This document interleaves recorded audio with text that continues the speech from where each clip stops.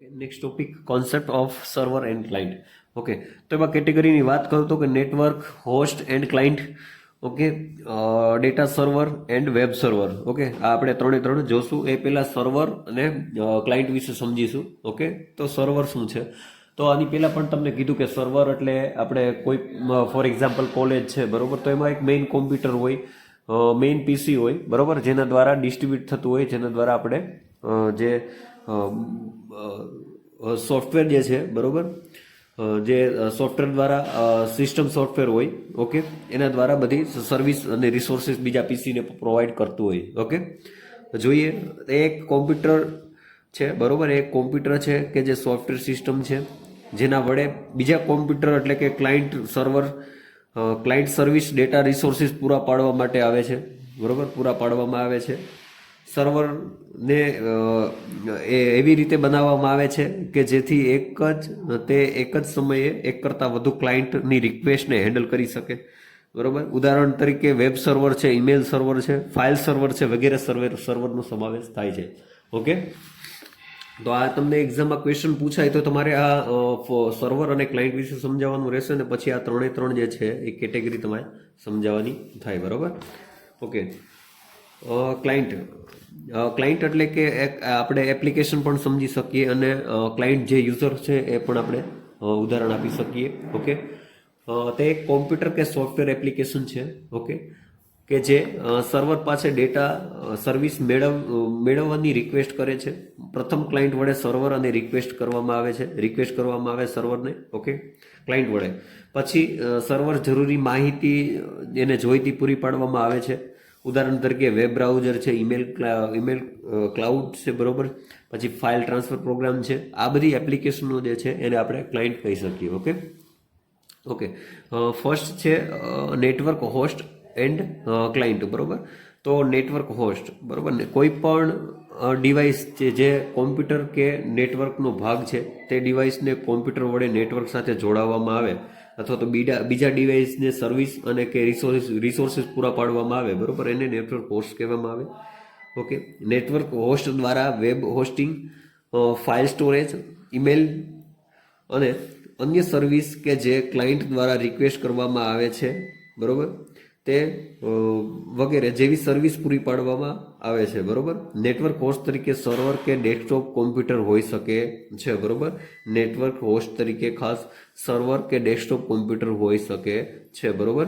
જે ડિવાઇસ પાસે IP address હોય છે તે નેટવર્ક હોસ્ટ બની શકે છે, બરોબર. આઈપી એડ્રેસ જેની પાસે હોય તે નેટવર્ક હોસ્ટ બની શકે છે, બરોબર. ક્લાયન્ટ નેક્સ્ટ છે એમાં ક્લાયન્ટ.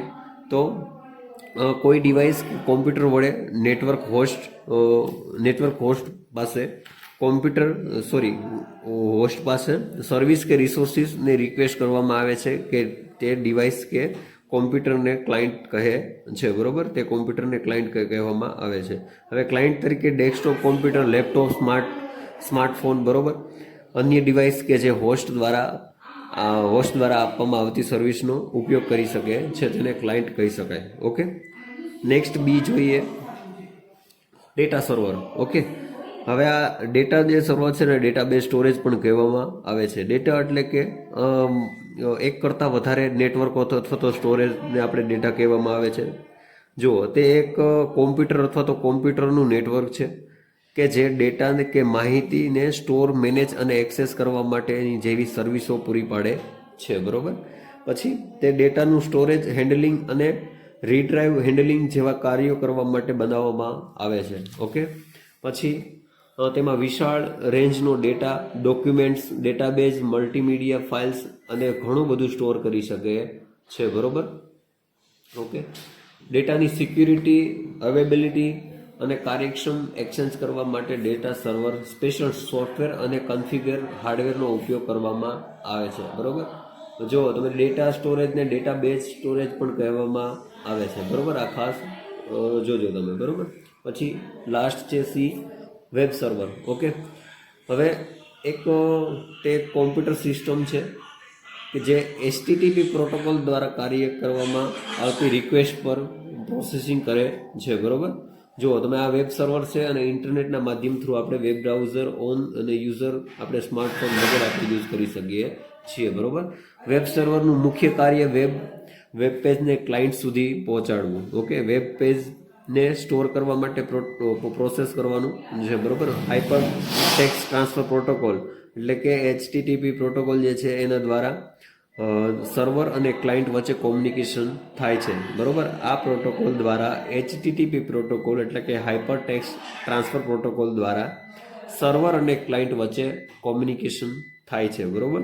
કોઈ એવો ક્વેશ્ચન થાય કે કોઈ કરે એવો ક્વેશ્ચન કે સર્વર અને ક્લાયન્ટ વચ્ચે કોમ્યુનિકેશન કયા પ્રોટોકોલ દ્વારા થાય, તો કે HTTP પ્રોટોકોલ દ્વારા સર્વર અને ક્લાયન્ટ વચ્ચે કોમ્યુનિકેશન થાય છે. ઓકે, ક્લાયન્ટ સુધી જે વેબ પેજ પહોંચાડવામાં આવે છે તેમાં HTML ડોક્યુમેન્ટ્સનો સમાવેશ થાય છે, બરોબર. HTML ડોક્યુમેન્ટ્સમાં મેઇલ હોય છે, બરોબર. પછી સ્ટાઇલ શીટ હોય છે, બરોબર. પછી ટેક્સ્ટ હોય છે, સ્ક્રિપ્ટ હોય છે, સ્ક્રિપ્ટમાં પ્રોગ્રામ, બરોબર. ઓડિયો, વિડીયો, હાઇપર લિંક વગેરેનો સમાવેશ થાય છે, બરોબર, જે HTML ફોર્મમાં હોય છે. ઓકે, વેબ પેજ સ્ટિક અને ડાયનેમિક એમ બે પ્રકારના હોય છે, બરોબર. આ જે HTMLની વાત કરું એ વેબ પેજમાં સ્ટેટિક અને ડાયનેમિક બે પ્રકારના હોય છે. ઓકે, તો આ જે કોન્સેપ્ટ ઓફ સર્વર અને ક્લાયન્ટ જે છે, બરોબર, આ ક્વેશ્ચન પૂછાય તો તમારે 3 કેટેગરી સાથે તમારે સમજાવવાનું થાય, બરોબર. નેક્સ્ટ આપણે જોશું OSI reference model. Okay, thank you.